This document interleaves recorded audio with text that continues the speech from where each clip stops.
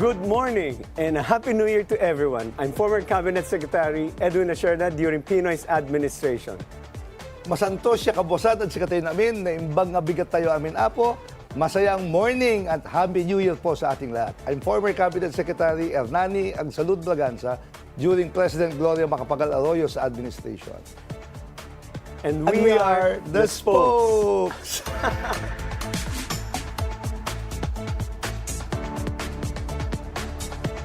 On January 1 na, 2026, ang bilis ng panahon, ano? Sobra. We just said a goodbye to a very tumultuous and challenging 2025. Very true. First day ngayon. So, what do you think, Nani? What are your hopes and aspirations for 2026? Inauna mo talaga ako. Oh, siyempre. Unahan to eh. Oo nga. And we have a very good guest to do that later for us. Well, first of all, for my family, our families, good health, happiness, prosperity, and peace. Mahalaga yun para sa ating lahat. At para siyempre sa Pilipinas. But for our country, it's quite different. Di ba? Ganun pa rin, pangarap ko pa rin at umaasa na magkaroon ng isang matinong paggugobyerno. Di ba? Pangalawa, magtuloy-tuloy sana itong investigation sa anti-corruption. Managot ang dapat managot. Walang palusot. Di ba? I-certify sana ni Pangulong Marcos yung anti-dynasty bill. Yung tatlong ginawa niyang priority, dapat gawin na lang. At saka yung totoo. Yung totoo. Anong totoo? Yung totoo, meaning yung nakapanig sa saligang batas. Di ba? Ano bang hindi nakapanig sa saligang batas sa tingin mo? May nag-file kasi ng proposal na parang multi-level marketing. Oo nga. Si Speaker D at saka si Congressman Sandro Marcos. So, in other words, malinaw naman yung hangarin ng saligang batas na dapat equal opportunity for public service. Respect for human rights, peace, at siyempre, protect our democracy. It's the only one we've got. Di ba? Blood, sweat, and tears para makarating tayo sa tinutungtungan natin ngayon. Kasi kung bumalik ang martial law, mawawala tayo rito. Wala tayong hanap buhay. Marcos Jr. na, iniisip mo na babalik ang martial law. Mali mo. Hindi, kung bumalik, not necessarily with the president, di ba? Correct. So let's protect our democracy. Kuya Edwin, ano naman tingin mo? Ako, ang sagot ko, world peace. World peace? Parang pang Miss Universe, ha? No, but seriously, it's the same for our families, for everyone. For the country, it's a better economy for us. Kasi ang kailangan natin talaga to uplift, a rising tide lifts all boats eh.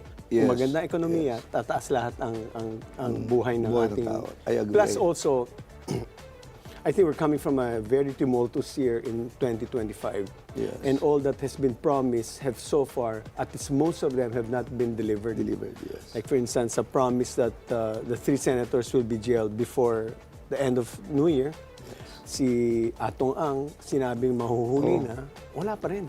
Okay. So there's really if you continue to not deliver on your promises, the trust level of this government will impact. It will impact on the trust and performance ratings of the president. Sana itong lahat ng pinangako nila before yung 2025, before the end of the year, matuloy na talaga itong taon na to. Nakakalungkot kasi kung titignan mo, yung trust rating ng Pangulo, -3. Parang mas malamig pa ata sa pinanggalingan mong bansa. Pero sa Pulse Asia, kasi, ang SWS kasi, what they do is, they deduct di ba? Yung satisfaction, dissatisfaction, nag-3. Ito yung sinasabi, sorry, Nani. Go ahead. This is the level of GMA. Na she went into, under the SWS. Why are you apologizing? Kasi you're the spokesperson. But that's a negative level that you want to avoid being in that region. Yes. But so far, in any event, the Pulse Asia numbers of President Marcos was 33. Yes. Pati si Vice President Sara bumaba rin. Negligible naman yung baba nila parehas. And I was saying that, the Vice President is always insulated eh. Kasi he's not part of governance. Totoo. Nung panahon namin, si Pinoy bumaba, si VP Binay mataas. Totoo yun. Kung minsan nga, wala naman talaga trabaho yung Vice President, lalo kung hindi kasama sa kabinete, siguro dahil tahimik, less controversy dapat, correct. Maganda yung trust rating niya. Well, actually, to be very, very blunt about it, the role of the Vice President is just to succeed the President. Yes, but by tradition kasi sa Pilipinas, the Vice President is given a cabinet position. Correct. By tradition. Kung hindi ako nagkakamali, normally foreign affairs eh. Okay. Di ba? Foreign affairs. Foreign affairs. But now, ngayon, wala na. Wala na. Well, tayo mga Pilipino kasi, Kuya Edwin, puro political democracy tayo eh. Pero yung economic democracy, ang hindi ata masyadong naiintindihan. Ano yung karapatan ng taong bayan sa ilalim ng saligang batas? Yan ang challenge sa Yan atin. ang challenge. So ako nga, ang hope ko nga sana, magkaroon ng isang ekonomiya that serves the many, not the few. An economy that develops our human capital, because our single biggest wealth are the 120 million Filipinos. Right. Develops our natural resources at create more business and job opportunities for sustainable income for our people. We're talking about economy, but today we turn to a different topic, perspective, astrology naman. Sorry, kinakabahan ako kasi kasama tayo sa pag-uusapan. Not as fate, but as a tool to read timing, cycles, and event direction. Can I ask a question lang? Wala muna. We will take a peek on what the new year will bring forth to our for our country, definitely. To our political leaders, newsmakers. Yeah, exciting yan. Exciting to. Ito hula lang, walang personalan ha.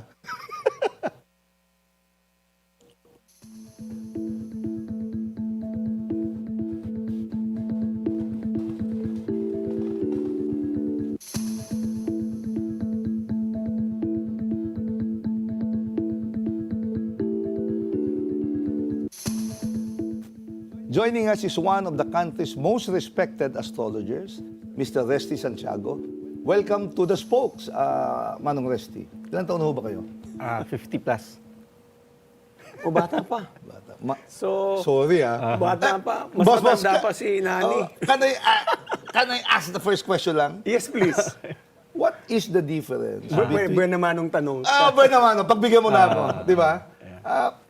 What is the difference between an astrologer and a fortune teller o manghuhula? I'm just curious. This is my first time to be with one astrologer. So I'm just curious. That's a good question. Thank you for asking. And thank you also for having me dito sa the Spokes. Okay. No? Okay, so to answer that question, there's actually a big difference, in a sense that astrology, we call that the study of fate. While yung Fate is F-A-T-E. F-A-T-E, which means that the translation is what is written. No? And the question is, where is it written? It's written in the stars. So we interpret the stars. No?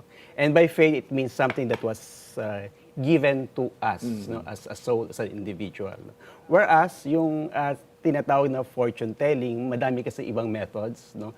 Tapos wala silang specific na basis. No?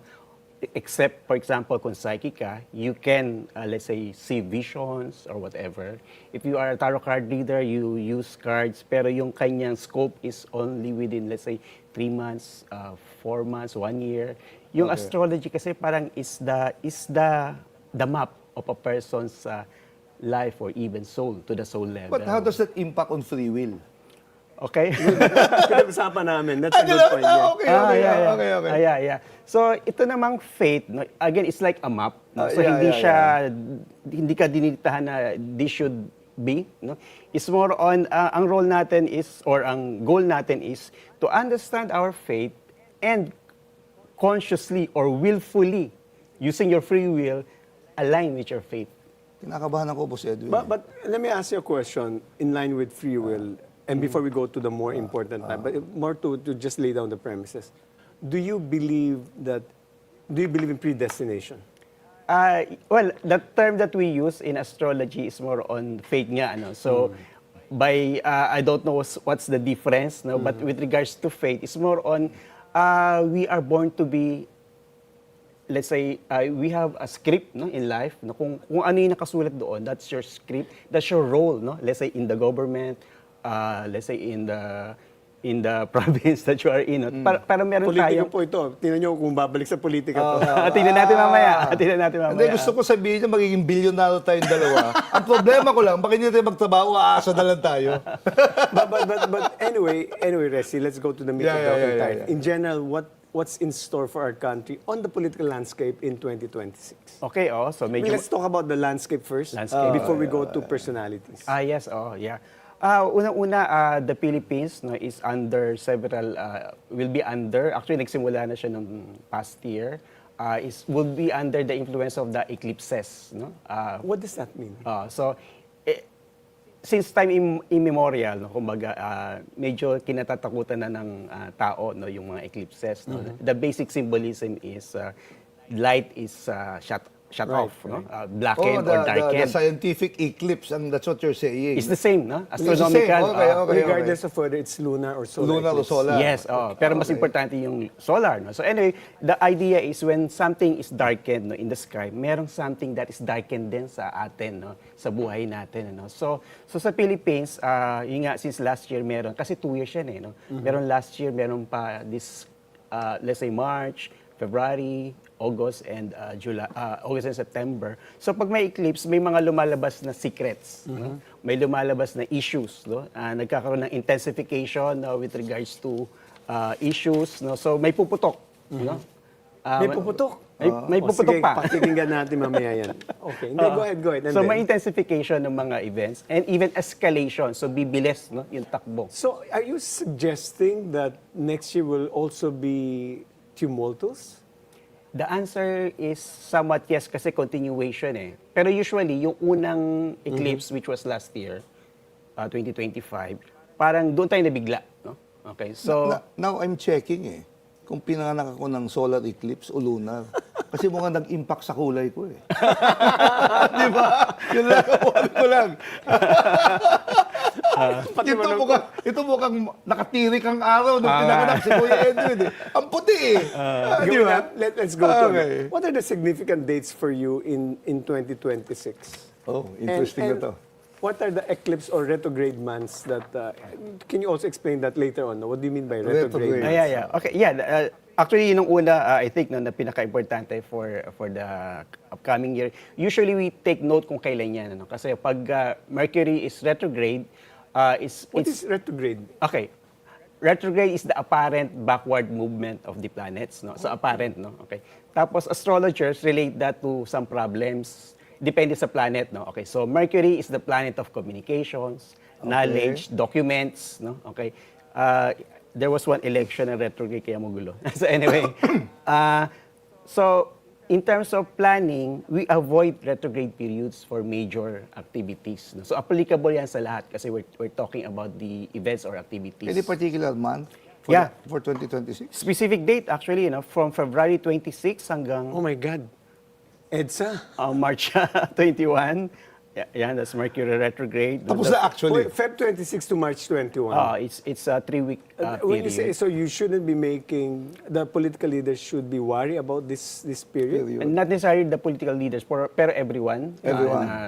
Avoid signing contracts, avoid making commitments, avoid spending a big amount of money.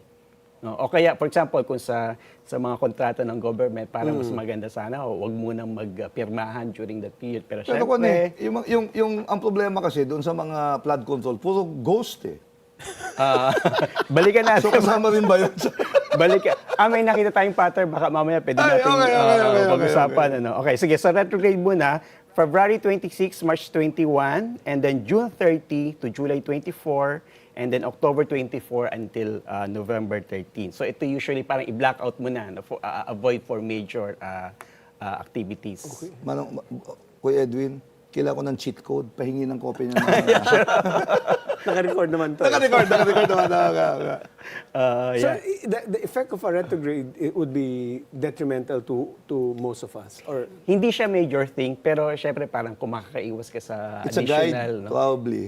Kung makakaiwas ka sa problema, buwasan mo na. Yung eclipses ang mas matindi. do you have the eclipses have been, alam na ba ng mga scientists kung kailan magkakaroon ng eclipse? Yeah. Yes, no, actually yung even astrologers nga parang since the time of Bilyonaryo, nako-compute na yan. Will there be one to this 2026? Every year naman may eclipses. Meron. Ang question doon kung visible ba dito or hindi, Okay. Pero kahit hindi siya visible, may effect siya sa atin.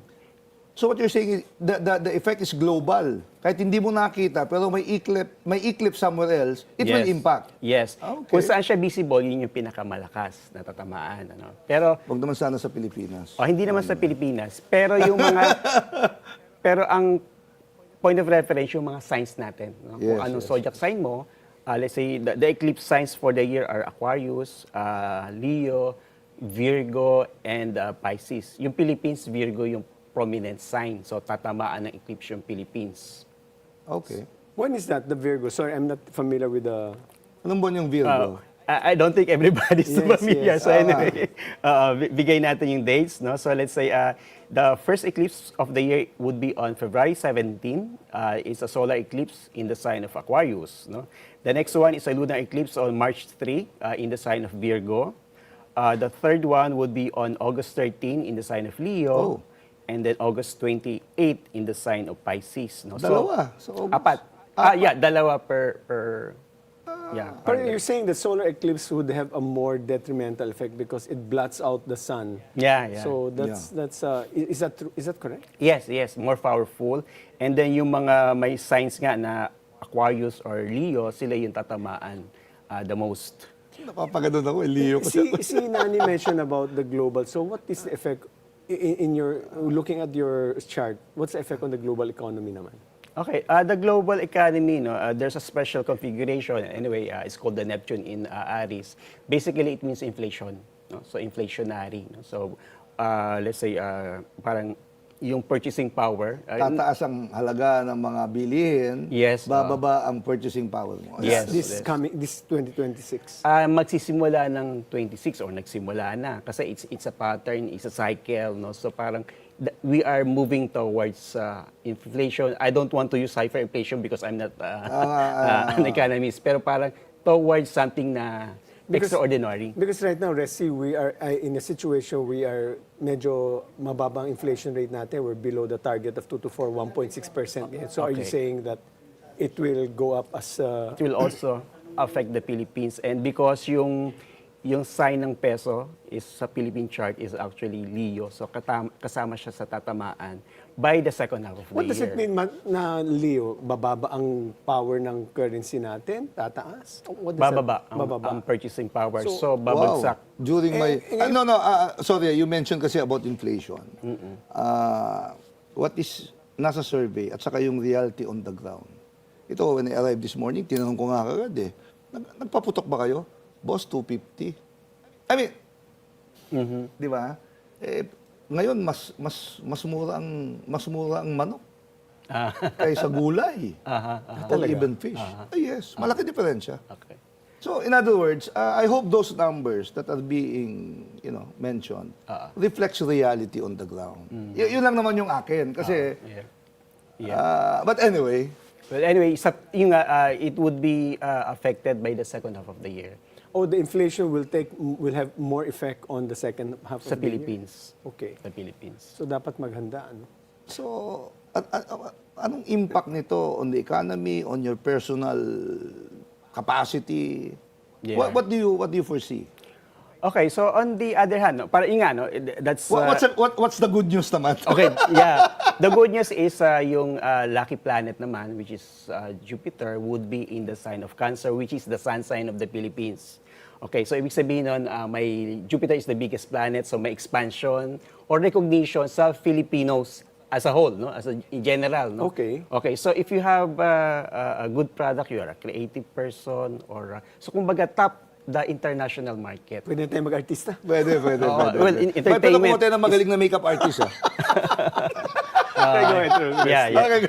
Entertainment is one of the good industries, no, in 2026. So kumbaga nga given that may tendency ng inflation, and then maybe we don't see any major economic changes in terms of policies, no. So kumbaga the pattern might really happen. Because right now, Resti, because of the public infrastructure, the flood control mess, public infrastructure has gone down. In fact, nagtigil ng mga public projects. No? That's why walang masyadong contribution ang public infra spend. Normally, malaki ang... Sa pump priming na kasi malakas yan. It contributes 20% to the GDP. Ano?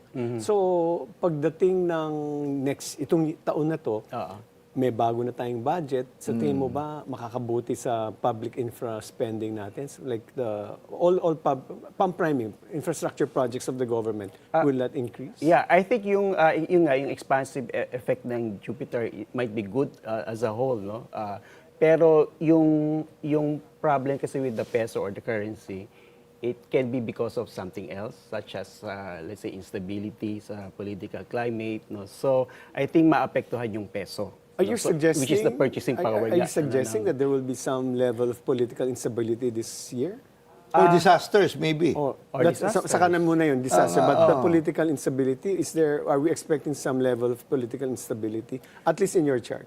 Yes, because of the eclipses nga, parang may mga bago pang mga information na lalabas. Kasi eclipses, parang kanyan may hidden tapos lalabas. No? Okay, may intensification. So, madami na tayong mga existing, parang nabingbi na mga political issues. So, mag-escalate, no? So, magkakaroon ng parang culmination point somehow around February, March, and August, September. So, talagang, yan ang babantayin natin. Yan ang babantayan natin. Tapos baka nga isa sa repercussions is baka bumagsak yung value ng peso. The other thing that Nani mentioned, ano ang mga kalamidad that we should be expecting at the very least this year? Okay, given naman na yung mga typhoons, no? Pero sa chart natin, ang isang parang kakaiba is because of there's a focus or highlight on the fire element this year, and then Which means? Which means pwedeng tectonic movement, no? Yung big one.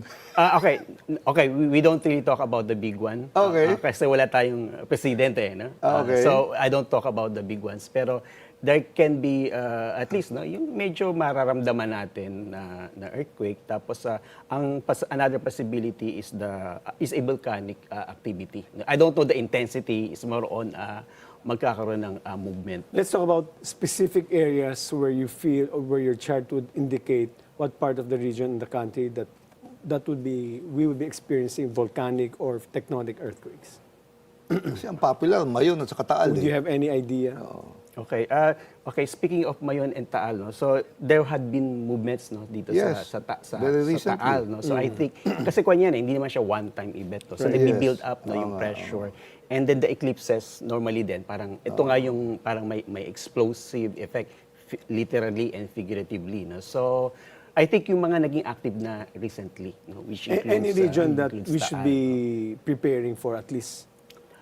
Last year kasi meron tayong nakitang pattern no? Parang yung from, 'di ba, from La Union pababa, parang may straight may a bit curve line papunta sa Pangasinan, tatama ba? in some portion of the parang Last year yan. Oo. So I think it's sort of activated last year, and then yung sort of a major activation might be this year. Now, Wait. You're suggesting it's been activated and therefore, where does it lead to? Another movement. And in the same region that you mentioned? In that same, kasi kung yan it's a plate or whatever, no? It's a tectonic, you mean? You're talking about plates, so it's a tectonic So, earthquake. nagalaw na yan no? Okay, so there would be another pressure that would make it more active. Pero again, I'm not saying kung gaano kalaki yung magiging intensity. So you say you can predict, no, I just remember, kasi kasama namin sila Pinoy doon sa Yolanda. And that was, exactly after 1,000 years, lumanding ulit. So, science said that. But siguro, since you don't do research, malamang these are warnings. You're just referring in to a case. storm surge, bale, dun sa Yolanda. Yes. Now, what about business? Ano naman yung nakikita natin na positive, at least positive for business? Okay, so in a way nga, may demand for Filipino products and talents. Okay, so with regards to business, specific business, pwede sa home-related, of course sa food, hindi na mawawala. So home-related, tsaka mga caring professions, they would still be much needed despite the AI. And then that's for the first half of the year. On the second half of the year, yung mga mga entertainment, sports, mga beautiful things, beautiful people, mga ganon. Beautifying also. How about tourism? I'm very interested with tourism. Hindi natin na-maximize itong last year. And meron pa tayong 6 months. No? So, pwede sana. Bakit 6 months? Because of that Jupiter in Cancer nga, parang it's highlighting the Philippines as a whole. No? Okay. Pero yun nga, dito papasok yung faith and free will. The faith is binibigyan tayo ng highlight, binibigyan tayo ng opportunity. Kaya na-bag down tayo ng politics. Let me relate that to tourism. I just saw the data kasi. Sa buong Southeast Asia, double digit in the million ang arrival. Sa Pilipinas, single digit, mababa pa. Kaya Diba? nga, the past year could have been a good opportunity. Kaya lang na-bug down tayo ng politics. So meron pa tayong 6 months na para humabol sana. So sana kung merong doon papasok yung policy. A lot of people are saying that we have not really fully recovered from the impact of COVID. But most of the most countries in Asia o sa buong mundo, naka-recover na. So any particular sign that tells us na we will recover at this particular period, at least it will be good for business. The next 6 months is an opportunity. So again, depende lang sa preparation natin. Kasi okay. ang definition ng astrologer sa luck is more on when opportunity meets preparation or vice versa. Faith and free will. I like that. My question to you, do the stars point to accountability this year, or do the stars suggest that in Philippine politics, power will find a way to escape consequences? But bago mo sagutin yan, the spokes will return after this short break.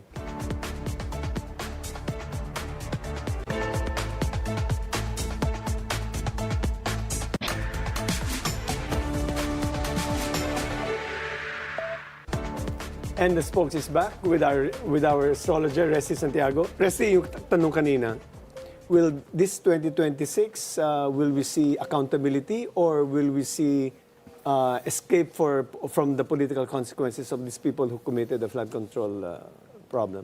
Okay. Number one, Saturn or the planet of restrictions or even the government will be had been affecting nga itong sort of call for cleansing sa Philippines. Sa tingin ko meron naman. For example, sa first quarter of the year, nandoon pa yung the taskmaster, which means na merong accountability. And May makukulong? Yes, merong makukulong. Hindi lahat? Hindi siguro lahat, o kaya hindi naman one time. But it's a long process din ng So sana mangyari na, kasi ang tagal na. Medyo... Actually, may nakulong na rin lang. May nahuli na, may nakulong na, ongoing yung hearing. Siguro the problem lang was, they were preempting kasi, or they were making announcements. Ahead of time, targeting big names, yung mga malaking isda na tinatawag natin. Diba? And yet, wala nga nangyari. So, siguro malamang that impacted on the President's credibility, the Ombudsman, DILG, DOJ. Ang daming tinamaan nun eh. Yes, Di ba? Yes. Let's go to the more exciting part. You're reading on specific politicos. No? Let's start with the President. President Ferdinand Marcos Jr., born on September 30, 1957 in Santa Mesa, Manila. What do you see his future, his work here in 2026? Okay, number one, his sign is Virgo. So it means nga he will be affected by the eclipse. On the positive side, hindi siya direct hit. So hindi siya direct hit. It means na parang pag eclipse, di ba, may problema, may tension. So I think may pressure. Number one, ang maapektuhan sa kanya is the body. So kumbaga yung health niya, kailangan niyang ingatan. Pero I think sa political, maybe 2026 is not a critical year for him. Although, there might be attempts to destabilize. Again? Okay. There might be attempts. But I don't think... But you sincerely believe the President will survive 2026? Okay. No, in terms of in terms of being in power. And then, Hindi naman yung health kasi that's yeah. personal to him eh. Yung Yeah. external factors like yung mga nangyayaring mga rallies, demonstrations, I think it will destabilization na continue. binanggit nyo. I think it will continue, pero I think 2026 he will survive. Although, sa tingin ko kasi baka mas powerful in 2027, pero let's talk about Mas that powerful next year. in a good way for him, or in a... Mas powerful yung mga attempts. Oh, okay. So hindi titigil yung attempts. This is a never-ending, that's one You know, I thing. suggest you be invited sa palasyo until 2028 para malinaw na. Let's go to Vice President Sara Duterte, born on May 31, 1978 in Davao City. What do you see? Okay, last year we nabanggit natin somewhere I think dito rin sa sa BNC na swerte siya nung first half of 2025 Okay, so pero as the year progress especially pagdating nga nitong first quarter ng 2026, no, tatamaan siya ng eclipse, no. So again, ang meaning ng eclipse is may destabilizing effect sa kanya or sa buhay niya. So ang tatamaan actually sa chart niya is number 1 yung Mars, no. Mars is the enemies, no. So kumbaga ma-agitate or parang magiging more active ng mga enemies niya, whoever they are, no. So which includes maybe sila former Senator Trillanes, for example, no, or yung process, no, nung accountability, no, sa kanya. So I think mapapabilis yun kasi yung mga taong against sa kanya would be working harder. Are you seeing cases being filed against her? Oh, actually, nangyayari na. May kaso ng final sa ombudsman to have her investigated. Yung impeachment na lang, hinihintay. Will that happen?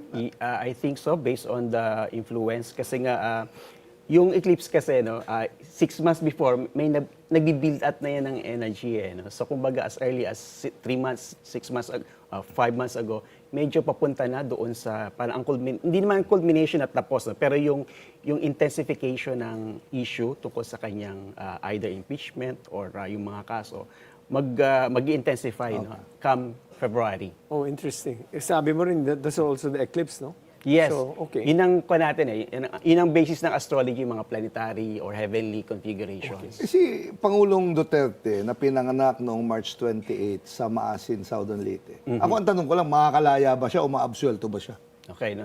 So, so sa astrology nga, no, we talk about planets, Yes. Yung basic meaning ng planets and effects sa tao. Okay. So yung Saturn kasi will be in Aries, which is his sun sign. Okay. So ang Saturn siya yung planet na may rings, which means boundaries, no. So ibig sabihin hindi siya makakaalis sa boundaries. Are you saying he will stay in ICC for good? Yes. Based on that configuration. Oh, okay. That's anyway, tingnan natin. Si Senator Chis Escudero, born on October 10, 1969. Yeah, Mas matanda pala ako dito. madami siyang mga, parang sunod-sunod yung mga Saturn influence sa chart niya starting February. Mga, parang baka mga sunod-sunod din ng mga, I don't know, kaso or whatever. No? So, hindi rin siya tatantanan. Kasi, by sunod-sunod, I mean, yung mga planets niya kasi lahat nasa Libra. Parang 5 planets niya nasa Libra. And then the planet Saturn, which is the taskmaster, or some people call it the Lord of Karma. Parang isa-isang o-oppose yung planets niya. So parang wala ding kawala. No? So malakas yung... In terms of accountability. When you say Saturn with the rings, it means restriction? Parang ganun ba? Yes, restriction. So it's not going to be a good year for Senator Chis Escudero? Based on that, of course, may free will. Senator Jinggoy, Okay. born February 17, 1963, sa Manila. Yes. So yung eclipse kasi, I think, February 17 yung eclipse ng, the first one. So direct hit siya. Oh. So whatever is tinatago, of course, I don't know kung ano yun, more or less, baka dito lalabas. Relating to the criminal prosecution, tatamaan siya, would that mean he'll be arrested? I don't know yung arrest, pero kasi I don't know the details. Pero yung in terms of impact sa buhay niya, it's... May epekto. There would be a big impact. No? Kung ang problema niya ngayon is yun, yung mga kaso, no? Tatamaan siya. Tatamaan, it means he needs to face the cases. Okay. Si Joel naman, Joel Villanueva. August 12, August 1975. August 2. Kababayan mo sa Bulacan. Taga Bulacan ba siya? Yes. Yeah. So anyway, actually may makikita kayong pattern yung mga signs, more or less, naglalaro dun sa binanggit natin na 4 na signs that will be eclipse. So si Senator Bilyonaryo, Leo yung sun niya. So eclipse din siya. No? Si Jinggoy, no? Aquarius, eclipse din siya. No? So again, pagka may eclipse, yung mga tinatago lalabas. And then may pressure for them to face it, no? Maybe in the courts or So this is where you're talking about accountability happening this year. Yes. Kasi yung eclipses nga, yung one of the eclipses will be in Leo. Leo are the leaders no? So parang sila yung kikriticize, sila yung titingnan ng mga tao. No? Parang it's hindi lang sa Pilipinas So kumbaga kahit sa ibang countries, that's the general trend, no? Na i-criticize yung mga nasa pwesto. Si former Speaker Martin Romualdez, kamusta naman? Okay. What do you see? Yung kanyang birthday, November 14, November 1963, 14, Tacloban. Yeah. So I check his chart, no, yung kanyang signature din is actually Aquarius. So tatamaan din siya ng Aquarius eclipse ng February. Last year I was asked, no, dito din sa BNC kung anong sa kanya. Sabi ko parang hindi siya tatamaan ng 2025 eh. Pero ngayon tatamaan siya. Wow. So, madadawit siya. I think madadawit, no, kasi nga pagka may eclipse may secret na lalabas. So siguro not exactly as let's say as clear as yung mga nauna na iniimbestigahan ngayon, pero kung may lamat, no, doon sa kanyang You know, kwento, Resti, narrative. let me, and I'm going to the next person because Ito ang maraming secrets, the fate alam. of Speaker Martin Romualdez is dependent on this person, which is former Congressman Saldico, born on December 8, 1970. Ang sinasabi kasi nila, these are the two people who work in the Congress to do this flood control. So, ano ang ni Saldico this year? Babalik pa siya sa Pilipinas? Will he face the music? Magsusurrender ba? Mahuhuli ba?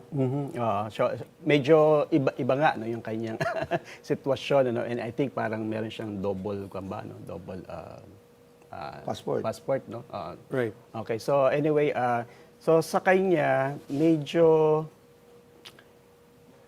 last year might have been more prominent, no? O yung tama sa kanya, mas stronger last year. I'm not sure about him this year kasi yung Sagittarius ko niyan eh.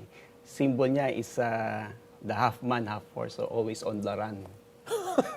Talaga? So are you saying that he will not in any way, shape, or form come back to the Philippines?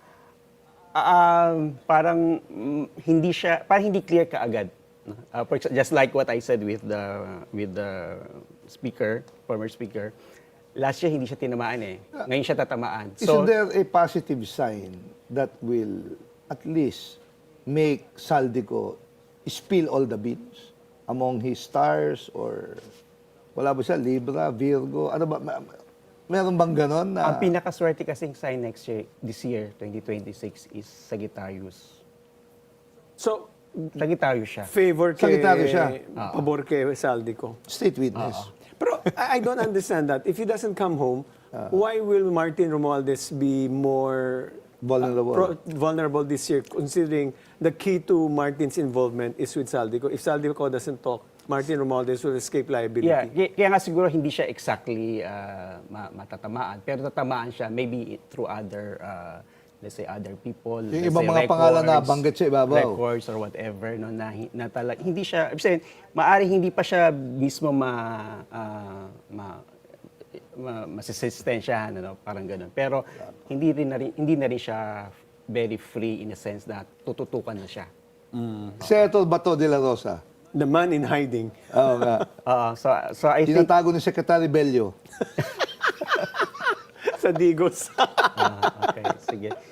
Yung chart niya naman, puro Aquarius. No? Tapos ang ruler kasi ng Aquarius is Saturn, which is going to be weak. No? Okay, so sa tingin ko, hindi na magtatagal at makikita rin siya. Do you think his fate will lead him to joining the former president in Hague? It's not because of his fate, no, it's because of his actions. Okay. So the answer is yes. And the planetary configurations would somehow support that conclusion. Okay, so among the political and government leaders, who do the stars favor this 2026? But before you answer this, the spouse will momentarily take a short break. Exciting itong mga hula na to. Favor, parang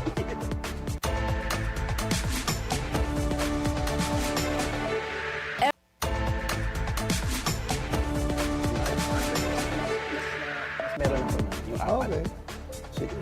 Okay, so our hanging question before we took the break is who will the stars favor this 2026? I know baka may mga pangalan ka na. So from you na lang instead of us telling you the personalities. For the year... This year. This year, no, 2026, ano? Based on the signs nga, ano, Sagittarius yung pinakamaswerte, no? I don't think we have a prominent Sagittarian this year. And then Cancer nga, no, yung pinakamaswerte, no? So ano ba to?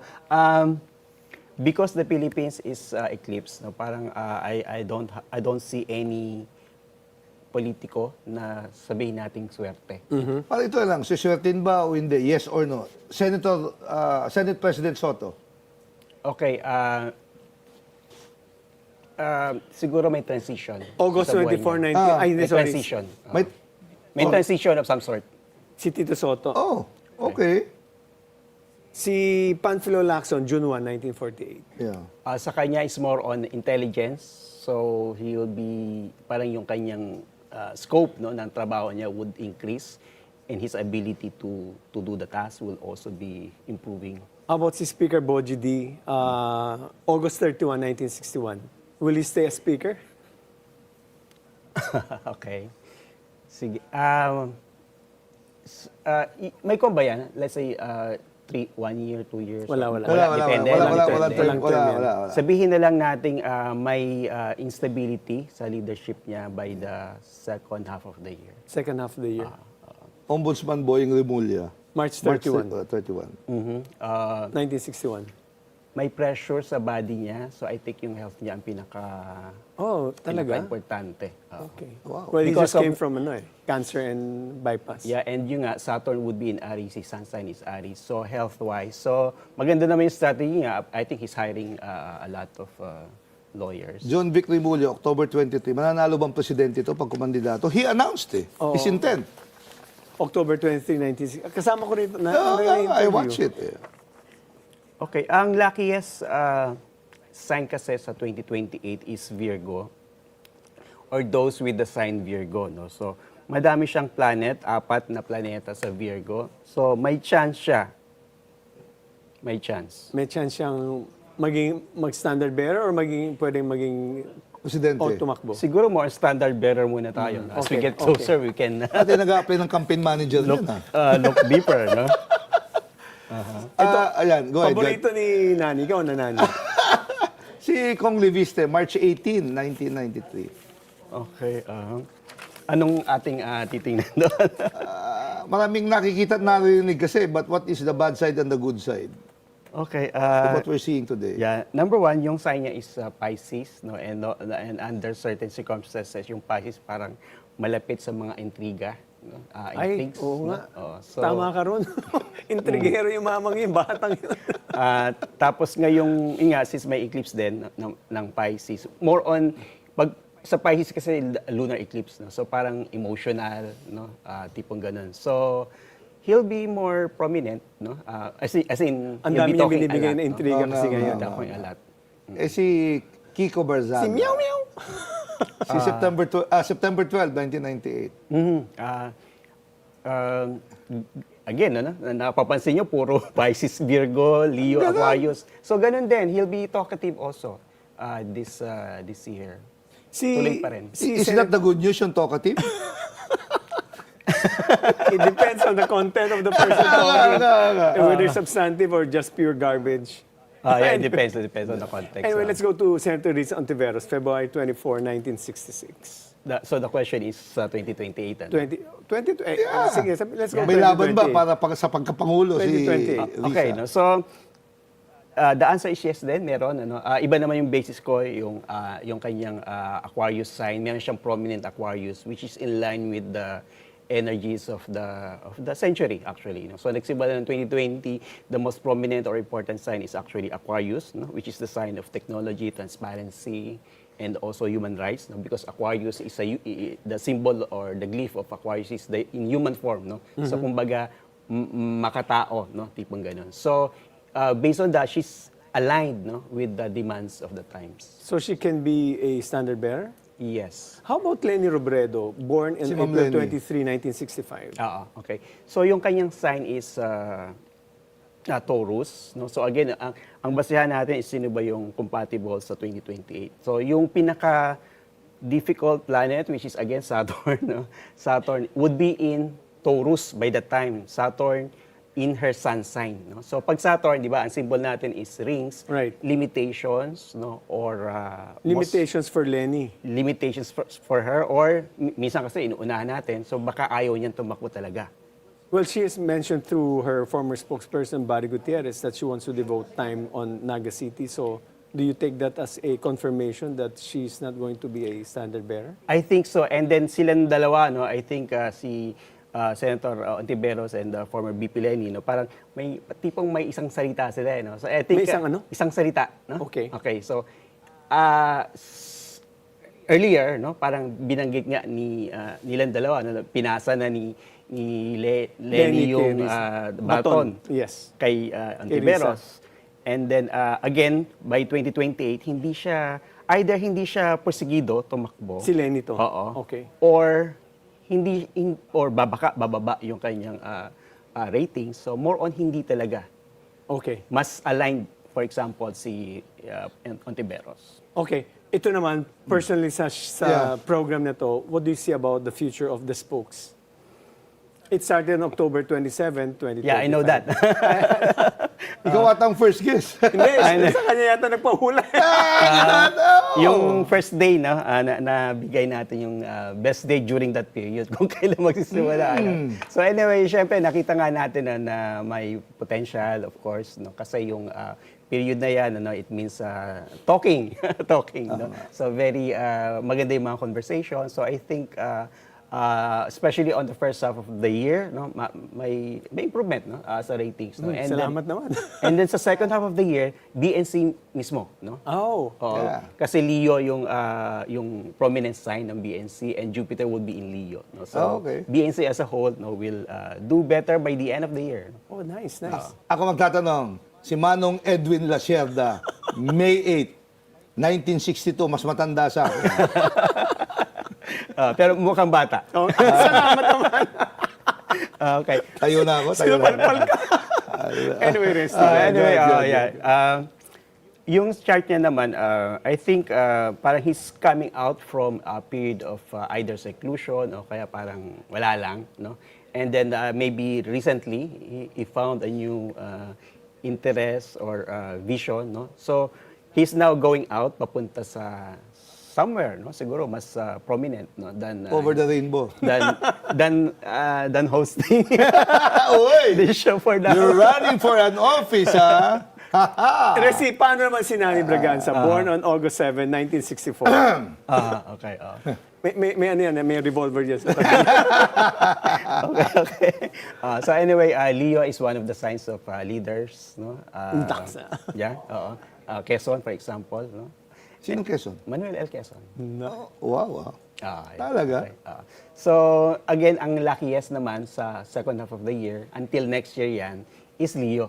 No? So, ngayon, Jupiter would be in Leo. So, ibig sabihin nito, parang meron kang, parang new beginning for you itong July onwards. Akala ko maging pagmamayari ko Quezon City. Okay.